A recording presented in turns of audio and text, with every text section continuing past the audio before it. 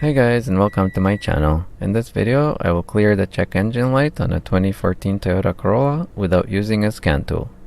So I just want to make it clear that this method is not a miracle cure. It's intended to turn off the check engine light and erase all non-permanent codes, but if you don't actually fix anything, then it's very likely that the problem will be detected again and the light will turn on again. So I'm going to hook up my scan tool now just to see the codes, but I won't clear them with the tool. So I have two current codes here. I'm just going to scroll down, and there are also two pending as well. So to clear the check engine, I will disconnect the negative battery cable, and I'm using a 10mm wrench here. So I'll just unscrew it and then pull the terminal to the side. Now I'll press the horn button a few times to make sure all the electricity is drained from the system.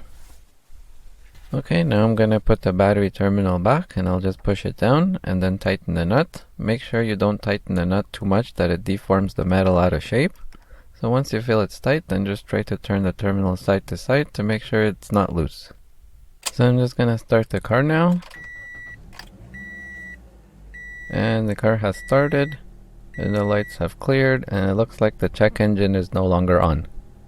So I'm just going to connect my scan tool now to make sure the codes are really gone. And I'm just waiting for the tool to read the codes now.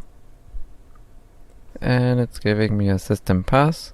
So no fault codes have been detected, which means all of the codes have been erased.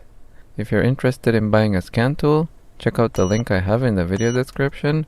I've had a few of these Autel units, and they all have worked great for me.